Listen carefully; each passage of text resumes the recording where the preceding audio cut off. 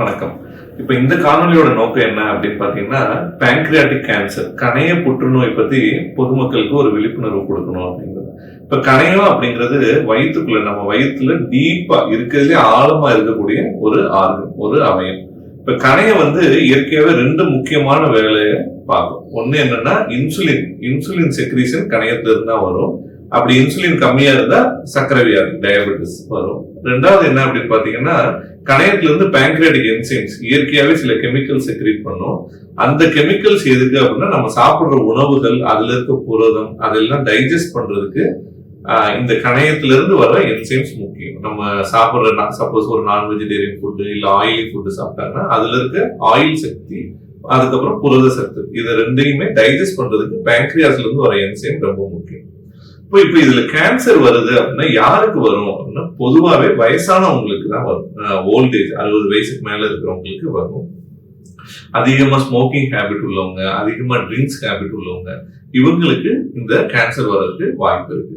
Family history of pancreatic cancer, அவங்க ஃபேமிலியில யாருக்காச்சும் இருந்துச்சுன்னா இவங்களுக்கு வர்றதுக்கான வாய்ப்புகளும் இருக்கு. அப்புறம் இதுக்கு என்னென்ன அறிகுறிகள் அப்படின்னு பாத்தீங்கன்னா, அது வயிற்றுல டெப்த்ல இருக்கிறதுனால டீப் போரிங் பெயின், அதாவது வயிற்றுக்குள்ள அதிகமான வலி, அதுவும் டெப்த்ல வலி இருக்கிற மாதிரி வரும். அதுதான் கணைய கேன்சர்னால வரக்கூடிய வலி. சோ நிறைய பேருக்கு அன்எக்ஸ்பிளைன்டா ஒரு வயிற்று வலி இருந்துகிட்டே இருக்கும். அதே மாதிரி வெயிட் லாஸ், கணையத்துல கேன்சர் வருது அப்படின்னா கடகடன்னு வெயிட் லாஸ் ஆகாது. ஒரு பாத்தீங்கன்னா ஒரு 2 மாசத்துலயே 10 கிலோ கூட குறைஞ்சிருவாங்க. சோ ஒரு வயசான பேஷண்ட் அவங்களுக்கு அதிகமான வயிற்று வலி வருது, அதுவும் இல்லாம அதோடைய weight loss, unexplained weight loss ஆகுது அப்படின்னா கணையத்துல கேன்சர் இருக்கா அப்படிங்கறத நம்ம பார்க்கணும். அதுக்கப்புறம் மற்ற அறிகுறிகள் என்ன அப்படின்னா, ஜாண்டிஸ். சில பேருக்கு கணையத்துல தலைப்பகுதி, பாடி, வால் பகுதி, அந்த மாதிரி 3 பகுதிகள் இருக்கு. அதுல கணையத்துல தலைப்பகுதியில கட்டி வருது அப்படின்னா இது மஞ்சக்காமலை வர்றதுக்கு வாய்ப்பு இருக்கு. அதுக்கப்புறம் என்ன அப்படின்னா, அன்எக்ஸ்பிளைன்டா டயபெட்டிஸ் ஒர்சன் ஆகும். இப்ப நார்மலா ஒரு மாத்திரை, சுகருக்குன்னு மாத்திரை சாப்பிட்டுட்டு இருப்பாங்க.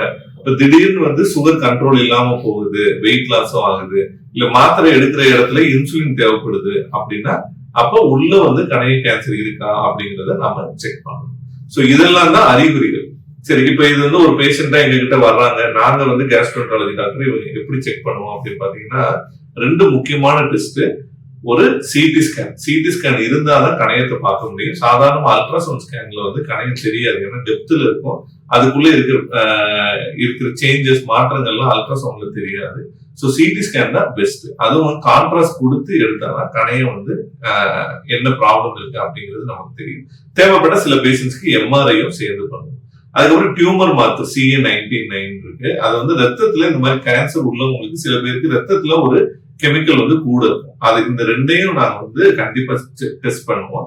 இதுல சிடி ஸ்கேன் தான் ரொம்ப ரொம்ப முக்கியம். சிடி ஸ்கேன்லயே 95% மேல இருக்க கணைய கேன்சர்ஸ் நமக்கு தெரிஞ்சிடும். சரி, ஒரு கணைய கேன்சரை டயக்னோஸ் பண்ணிட்டோம்னா அது எப்படி எல்லாம் ட்ரீட்மெண்ட் பண்ணணும் அப்படிங்கிற அது அடுத்த கேள்வி. சோ பொதுவாவே ஒரு கேன்சரை நம்ம டயக்னோஸ் பண்ணோம் அப்படின்னா, அதனால பேஷண்ட்டுக்கு என்னென்ன ப்ராப்ளம்ங்கிறத ஃபர்ஸ்ட் பார்க்கணும். ஃபர்ஸ்ட் மஞ்சக்காமலையோட இருக்காங்க அப்படின்னா தேவைப்பட்ட ஒரு ஸ்டென்ட், எண்டோஸ்கோபி மூலமா ஸ்டென்ட் போடுவாங்க. செகண்ட், அந்த பெயின் அதிகமா இருக்குன்னா பெயினுக்கு தேவையான மெடிசின்ஸ்.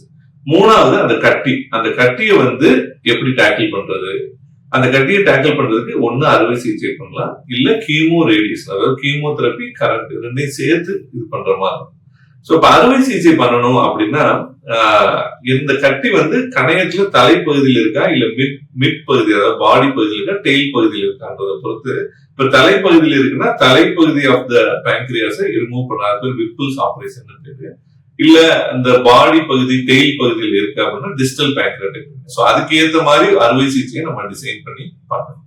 இப்ப பேங்க்ரியாஸ்ன்றது வயிற்றுல டீப்பான ஏரியால இருக்கிறதுனால சுத்தி நிறைய ரத்த குழாய்கள் இருக்கும். அப்ப இந்த கட்டி கொஞ்சம் பெருசாச்சுன்னா பக்கத்துல இருக்க ரத்த குழாய் எல்லாமே அதை இன்வால்வ் பண்ண ஆரம்பிச்சிடும். சோ அப்படின்ற பட்சத்துல நம்ம ஆபரேஷனும் ரொம்ப கேர்ஃபுல்லா பண்ணணும். தேவைப்பட்ட ரத்த குழாயிலேயே கூட ஆபரேஷன் பண்ணி ஸ்டிச் போடுற மாதிரி இருக்கும். இல்ல ஆபரேஷன் முன்னாடி கீமோதெரபி, ரேடியோதெரபி எல்லாம் வச்சு அந்த சைஸ் சுருக்கி அதுக்கப்புறம் தான் ஆபரேஷன் பண்ற மாதிரி இருக்கும்.